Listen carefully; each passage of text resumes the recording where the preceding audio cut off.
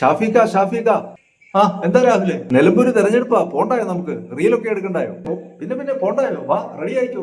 ഷാഫിക്ക നമ്മൾ മാത്രം മതിയോ? സ്ഥാനാർത്ഥി വേണ്ടായോ? ആര്യടൻ ഷൗക്കത്ത് എടാ പോയി. നിനക്കെന്താ? നീ പുതിയതാ, നിനക്കൊന്നും അറിയത്തില്ല. നീ എന്റെ കൂടെ വാ. ഇത് സ്ഥാനാർത്ഥിയെ ജയിപ്പിക്കാൻ വേണ്ടിയൊന്നുമല്ല, നമുക്കൊരു പബ്ലിസിറ്റി, നമ്മളെ മാർക്കറ്റ് ചെയ്യാൻ നമ്മൾ മാത്രമേ ഉള്ളൂ. ഇല്ലാതെ നമ്മുടെ പ്രവർത്തനങ്ങൾ കൊണ്ടൊന്നും നമ്മളെ നാട്ടുകാർ അംഗീകരിക്കുന്നില്ല. ഇതൊക്കെ കാണിച്ച് രണ്ട് പൊടിക്കൈയൊക്കെ കാണിച്ച് അങ്ങ് പോയാലേ നമ്മളൊരു സ്റ്റേറ്റ് ഫിഗർ ആകത്തുള്ളൂ.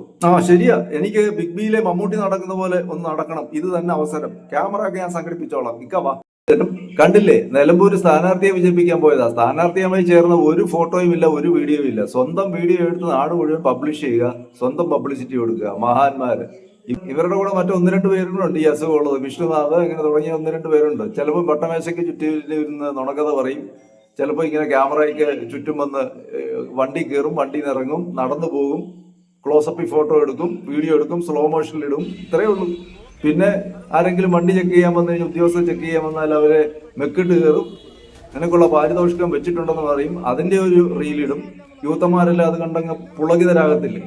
എന്ത് രാഷ്ട്രീയ പ്രവർത്തനമാണ് നിങ്ങൾ ചെയ്യുന്നത്? നിങ്ങളെ ജനം പുച്ഛിക്കുന്നവരെ നിങ്ങൾ അറിയുന്നുണ്ടോ? കോൺഗ്രസിനെ ജനങ്ങൾ തള്ളുന്നതിന്റെ കാരണം ഇതാണ്. യാതൊരു ഗൗരവമില്ലാത്ത രാഷ്ട്രീയ പ്രവർത്തനം നടത്തുന്നതുകൊണ്ടാണ്. ഇത് മനസ്സിലാക്കി നിങ്ങൾ പ്രവർത്തിച്ചാൽ നിങ്ങൾക്ക് കൊള്ളാം. അല്ലെങ്കിൽ അകാലത്തിൽ ഫീൽഡ് ഔട്ട് ആയി പോകും.